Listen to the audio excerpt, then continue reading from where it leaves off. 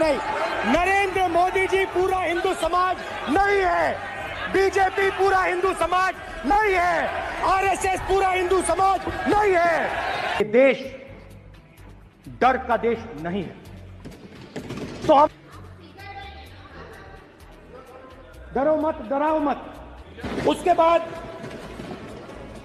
Jesus Christ की image देखिए, उसमें भी आपको अभय मुद्रा दिखाई देगा। जीसस क्राइस्ट की इमेज में भी अभय मुद्रा, डरो मत, डराओ मत। और जीसस क्राइस्ट ने कहा कि अगर आपको कोई थप्पड़ मारता है तो दूसरा गाल दिखा दो। और जो लोग अपने आप को हिंदू कहते हैं वो 24 घंटा हिंसा हिंसा हिंसा, नफरत नफरत नफरत, असत्य सत्य असत्य।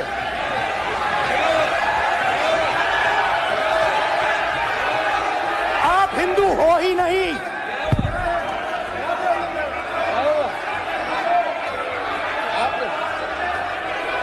Just get me that picture of Shiva. Hindu धर्म में साफ लिखा है, सत्य के साथ खड़ा होना चाहिए, सत्य से पीछे नहीं हटना चाहिए।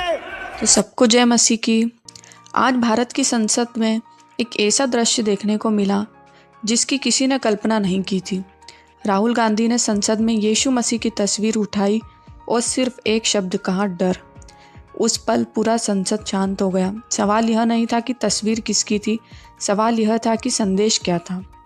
संसद में करना, घात करना, मारना, बाइबल कहती प्रभु यीशु मसीह बचाने के लिए आए और शैतान नाश करने के लिए आया, चुराने के लिए आया, घात करने के लिए आया और नष्ट करने के लिए आया। प्रभु यीशु मसीह एक नया धर्म बनाने के लिए नहीं आए, वो एक नया ईसाई धर्म बनाकर आपको ईसाई करने के लिए नहीं आए। वचन कहता है प्रभु यीशु मसीह बचाने के लिए आए, वो पापियों को मारने के लिए नहीं आए, वो पापियों को बचाने के लिए आए, उनके पाप को मारने के लिए आए। क्योंकि आज आप में से बहुत से लोग यीशु मसीह को अपना जीवन दे देंगे और बचाए जाएंगे और सुरक्षित रहेंगे और इंश्योर्ड रहेंगे कि ये लाइफ और आने वाली लाइफ भी परमेश्वर उनको बचा के रखेगा और सुरक्षित रखेगा। Hallelujah, hallelujah. बाइबल में लिखी है, अगर तुम्हें ऐसी इंश्योरेंस चाहिए, अगर तुम्हें ऐसी लाइफ चाहिए जो डर से रहित हो, अगर तुम्हें ऐसी लाइफ चाहिए जहां पर तुम जब अनदेखे दुश्मनों से लड़ रहे होगे तो परमेश्वर तुम्हारे साथ हो, अगर तुम्हें ऐसी श्योरिटी चाहिए तुम्हारे फाइनेंस के लिए, तुम्हारी लाइफ के लिए, तुम्हारे बच्चों के लिए, तुम्हारी फैमिली के लिए, तो वचन कहता है, बाइबल कहती है, फिर हमें क्या करना पड़ेगा कि परमेश्वर हमारे अंग संग होगा और परमेश्वर हमें बचाएगा। वो हमारा चरवाहा होगा, वो हमारा बचाने वाला होगा और वही हमें सुरक्षित रखेगा, वही हमें बचा के रखेगा। ऐसा बाइबल में लिखा है। आज वही चीजें मैं आपके साथ शेयर करूंगा, आज वो वचन मैं आपके साथ शेयर करूंगा जिससे आपको लाइफ की श्योरिटी होगी कि इस अनसर्टेनिटी से भरी हुई दुनिया में जहां कोई मालूम नहीं, आज एक देश में वीजे आ रहे हैं, कल वो देश इंडिया से लड़ पड़ा, अब वीजे बंद हो चुके हैं, क्योंकि ये तो एक छोटी सी चीज है। कल एक देश आराम से पार्टीज लोग कर रहे थे और 1 घंटे बाद ही पार्टीज पे अटैक होता है और पता चलता है कि साथ वाले देश ने अटैक कर दिया है और सारा माहौल, सारी सिचुएशन पूरी तरह से बदल जाती है। लेकिन परमेश्वर आपको एक श्योरिटी देता है, अगर आप आज के वचन को सुन लेंगे, अगर आप आज के वचन को अपने दिल में बिठा लेंगे, मैं आपको श्योरिटी देता हूं, आपका डर खत्म हो जाएगा।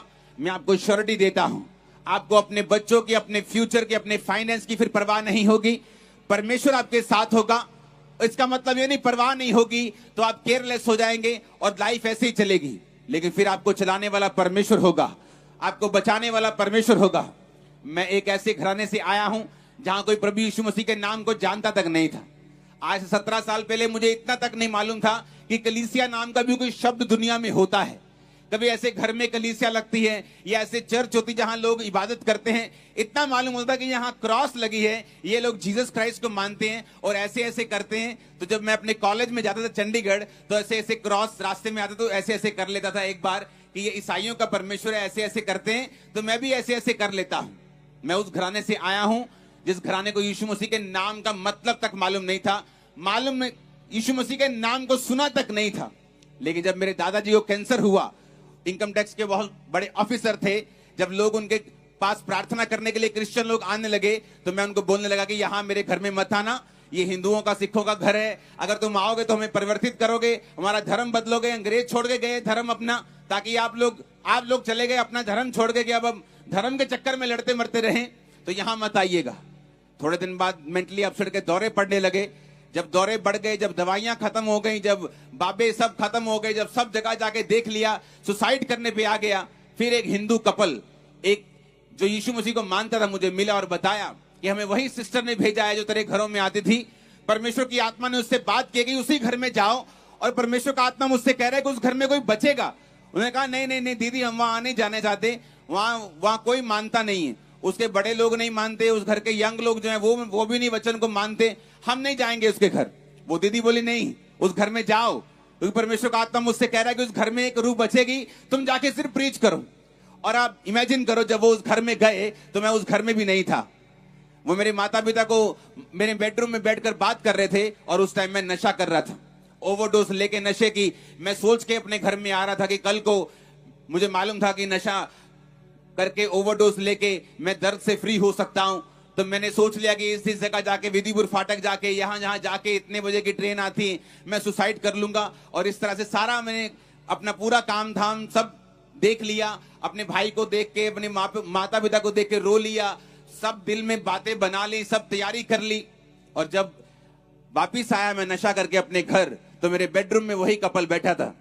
तब मैं टूट चुका था, धर्म का सब भूल चुका था कि ऐसा ये धर्म है, वो धर्म है। अपनी लाइफ में सेल्फ सेंटर्ड हो चुका था, बीमारियों से फ्री नहीं हो रहा था, अटैक से फ्री नहीं हो रहा था, मेंटली अपसेट के दौरों से फ्री नहीं हो रहा था।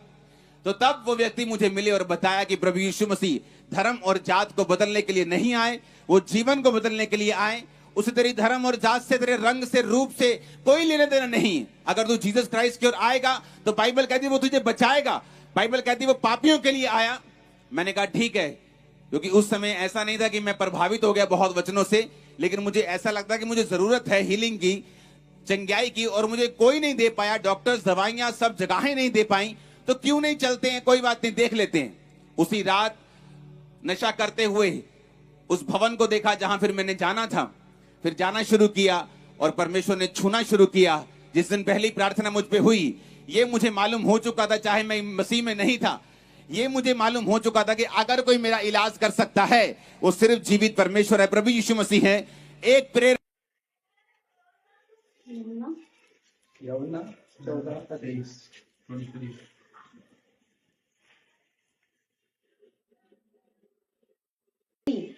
मनुष्य पर भरोसा रखने से उत्तम है। हालेलुया। परमेश्वर का वचन ये कह रहा है कि यहोवा का शरण लेना अच्छा है मनुष्य पर भरोसा रखने से, क्योंकि मनुष्य परमेश्वर ने बनाया, वो जानता है कि मनुष्य क्या है। मनुष्य पलट सकता है, परमेश्वर कभी नहीं पलट सकता। तो वो ये कहता है कि हम उसके जीवन में, उसके शरण में रहते हैं कि जब हमें कुछ भी चीज की नीड्स होती है, कुछ भी चीज की हमको, हम तुरंत मनुष्य की शरण में चले जाते हैं, मनुष्य पर भरोसा कर लेते हैं कि ये हमारे लिए करेगा। परमेश्वर तो न जाने कब करे, पर हम पहले उससे बात कर ले, इससे बात कर ले, उससे परमेश्वर से हम बात नहीं करते।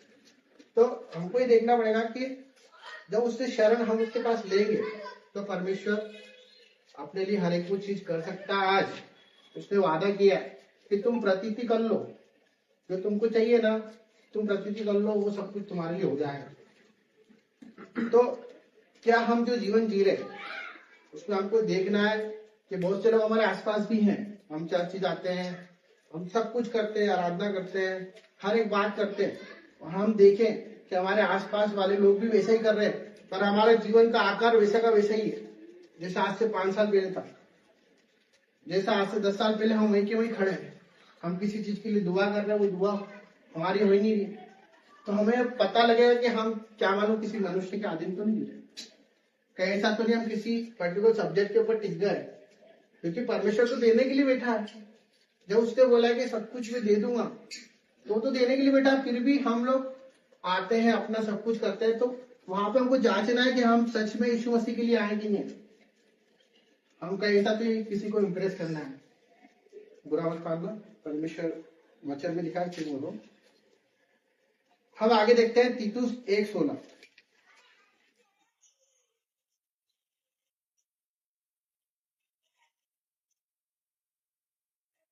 वे कहते हैं कि हम परमेश्वर को जानते हैं, पर अपने कामों से इसका इनकार करते हैं, क्योंकि वे घृणित और आज्ञा न मानने वाले हैं और किसी अच्छे काम के योग्य नहीं। हालेलुया। परमेश्वर का वचन ये कह रहा है कि हम परमेश्वर को तो जानते हैं पर उसके कामों को करते कि नहीं करते। वचन तो हमने सुन लिया, वचन में लिखा है कि अगर तेरे पास 2 रोटी है तो एक जाके दे क्या, तेरे पास 2 कपड़े हैं तो दूसरा दे दे। अगर तेरे पास जो भी है ना, तेरी कुवत नहीं है भाई, वो मैंने दे रखा है, सांस ही चल रही है ना, ये मेरी है, तेरी नहीं है। मैंने किसी पर्पस से तुझे भेजा है, इसलिए भेजा है। पड़ोसी भी वैसे ही करता है, जो मनुष्य जो मूर्ति पूजा करता है, हर एक वो चीज करता है, गंदे काम करता है, वो भी वही करता है, सेम है। हमें उसमें क्या अंतर होगा? जब उसने बोला है कि तुम मेरे वचन को सुन ले, तो पड़ोसी भी हम बिठा लेंगे ना, भी सुन लेगा, वो सुन लेगा आके, बोले हाँ मैं भी जानता हूँ यीशु मसीह को, मैं प्रार्थना में जाता हूँ। प्रार्थना में जाने से और वचन पढ़ने से सब कुछ होता है, पर उसके साथ उसके कार्य भी करने पड़ते हैं। कोई गरीब है, कोई दुखियारी है, कोई परेशान है, किसी का कोई नहीं, किसी का पति चले गया, उसका कोई नहीं है, किसी का बाप पिलस रहा, किसी का भाई तड़प रहा, वो हमारा ही भाई है। उसका एक उदाहरण है जो कि हम वचन से देखेंगे, लूका 10 उसका 35 अध्याय।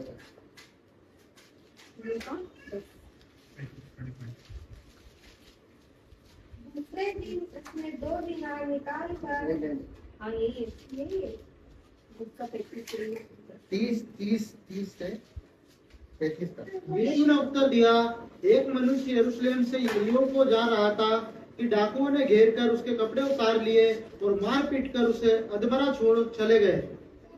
पूरा पढ़ो। और ऐसा हुआ कि उसी मार्ग से एक याजक जा रहा था, परंतु उसे देख के कतरा कर चला गया। इसी रीति से एक लेवी उस जगह पर आया, वह भी उसे देख के कतरा कर चला गया, परंतु एक सामरी स्त्री वहां आ निकला वहां आ निकला और उसे देखकर तरस खाया। उसने उसके पास आकर उसके घाव पर तेल और दाखरस डालकर पट्टियां बांधी और अपनी सवारी पर चढ़ाकर सराय में ले गया और उसकी सेवा टहल की। दूसरे दिन उसने 2 दिनार निकालकर सराय के मालिक को दिए और कहा, इसकी सेवा टहल करना, और जो कुछ तेरा और लगेगा वो मैं लौटने पर तुझे भर दूंगा। हालेलुया। हालेलुया। ये कौन था? सामरी के विषय आप सब जानते, परमेश्वर को नहीं जानता था, जानते थे या नहीं जानता था, पर वो कार्य को जानता था करना, क्योंकि उससे पहले एक याजक आया, फिर लेवी आया। वो याजक कौन? जो आराधनालय में, प्रार्थना गृह में रहते हैं, याजक, प्रेस्ट, वो लोग छोड़ के चले गए। प्रार्थना करते थे इसके लिए, पढ़े रहने दो, खून बंद हो जाएगा, है ना, ठीक हो जाएगा अपने आप। नहीं, जो नहीं जानता था उसने उठाया, उसने उसको पहुंचा, उसको लेके गया, उसको अस्पताल में भर्ती कराया, और ये भी बोला दूसरे दिन के जो पैसा लगे वो भी मैं दूंगा। फॉर एग्जाम्पल सिंपल दी कि अभी इन्होंने टेस्टिमनी दी थी कार्य करने की, मुझे मालूम मेरे बहन भाई सब इंटरनल करते हैं, पर ये बात मनन किए तो दीदी ने एक बेसहारा को सहारा दिया, समझ दी उसको, बोला कि नहीं तू उठ, तू कैंसर में नहीं है, मैं तेरे लिए प्रार्थना भी करूंगी, तेरे साथ चलूंगी भी सही। हालेलुया। तो वो उदाहरण है कि हम कार्य को भी करें, हम ऐसा ना बने कि भाई इसको भूख की जरूरत है और उसको हम प्रार्थना कर रहे हैं, इसको किसी और चीज की जरूरत है हम वो नहीं दे रहे और उसको उसके लिए प्रार्थना कर रहे हैं। कोई प्यासा है, हम बोल रहे हैं कि भाई हम प्रार्थना करनी है, पर उसके साथ साथ हमको उसके लिए